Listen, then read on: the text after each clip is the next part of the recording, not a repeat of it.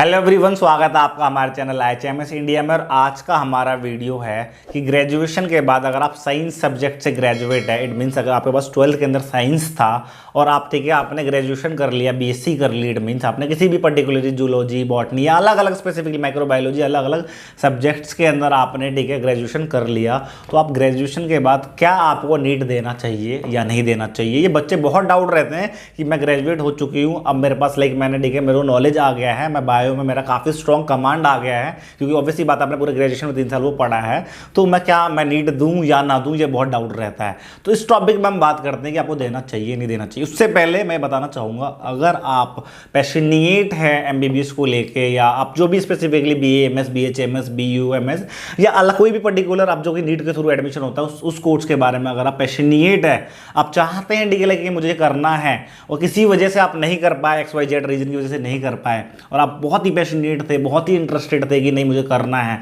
आप चाहते हैं कि अंदर से कि नहीं, आपकी विल पावर कहती है कि नहीं मुझे करना है, एंट्रेंस देना है, तो मैं सबसे शुरू में कहना चाहूँगा कि आप नो डाउट किसी का कुछ मत देखिए, कुछ मत समझिए, ठीक है, आप आंख बंद करके ठीक है नीट के एग्जाम को दीजिए और अपने सपना, जो भी आपने सपना देखा है, जो भी आप कोर्स करने का सपना देखा है, उस सपने को साकार करिए और आंख बंद करके आप नीट एग्जाम को दीजिए। लेकिन अब हम बात करते हैं मेन मुद्दे पे कि आपको ऐसा करना चाहिए या नहीं करना चाहिए। तो देखिए, जैसा कि मैं बता रहा हूँ आपको, हम सबसे बहुत अच्छा एग्जाम्पल लेते हैं MBBS कोर्स के बारे में। नीट एग्जाम देते हैं तो MBBS कोर्स के बारे में, तो MBBS कोर्स जो कि आपको पता है 5.5 साल का कोर्स होता है। अगर आपने ग्रेजुएशन करा है तो आपने 3 साल ऑलरेडी वहाँ पे दिया है, उसके बाद आप नीट की तैयारी करते हैं तो 1 साल वो हो जाता है, और उस वक्त ठीक है फिर आप MBBS में एडमिशन लेते हैं, 5.5 साल वो रहता है। फिर आप MBBS कर लेते हैं, MBBS करने के लिए आपको आगे पोस्ट ग्रेजुएशन स्पेशलाइजेशन करने के लिए फिर एक एंट्रेंस एग्जाम देना होता है, तो उस एंट्रेंस एग्जाम के लिए जो प्रिपरेशन रहती है वो 1 साल का होता है, कम से कम मान के चलिए।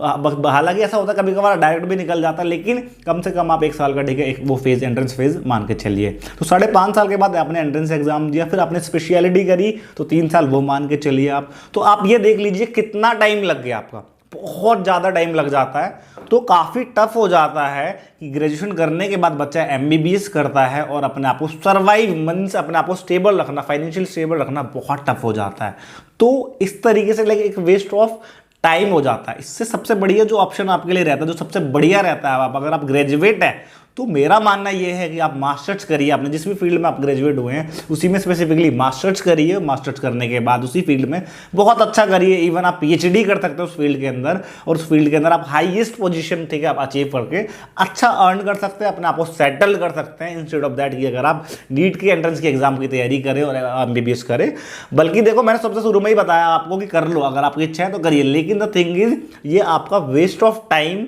अपने आप को फाइनेंशियली स्टेबली रखना बहुत टफ रहता है, बहुत टफ हो जाता है। अपने ब्रेन को ठीक है, माइंडसेट को ठीक है समझ रहे हैं आप, एक स्टेबल रखना बहुत टफ हो जाता है, और एज फैक्टर भी बहुत मैटर करता है। बहुत कुछ ठीक है आपके हाथ से छूटने के चांसेस हो जाते हैं। तो नो डाउट ठीक है, अगर मैं 99% यही कहूँगा कि अगर आप ग्रेजुएट हैं तो आप मास्टर्स करिए उस फील्ड में स्पेसिफिकली, और उसके बाद PhD भी कर सकते हैं, ऐसी कोई बात नहीं कि नहीं कर सकते, और उसी फील्ड में अपने आप कमांड को बढ़ाए, अपने आप ठीक है अपनी स्किल को बढ़ाए। ऑब्वियसली बात, अगर आप ग्रेजुएट हैं तो ग्रेजुएट में आपने ठीक है लाइफ साइंस का सब्जेक्ट लिया होगा, लाइफ साइंस मीन्स मेडिकल का सब्जेक्ट लिया होगा आपने, या सब्जेक्ट रहा होगा, उसी में मास्टर्स करके ठीक है आप इनडायरेक्टली मेडिकल के अंदर एंट्री करिए और अपने करियर को बहुत अच्छा बनाए। तो आफ्टर ऑल ठीक है आपको जो डिसीजन लेना है, अगर आप चाहते हैं तो, अगर बहुत पैशनेट थे, आपका ड्रीम है, तो मैंने आपको शुरू में बता दिया कि आप ठीक है कर सकते हैं। अदरवाइज आप अपने टाइम को वेस्ट ना करें, मास्टर्स करें, PhD करें, अपने करियर को स्टेबल करें, फाइनेंशियली स्टेबल हो, माइंडसेट को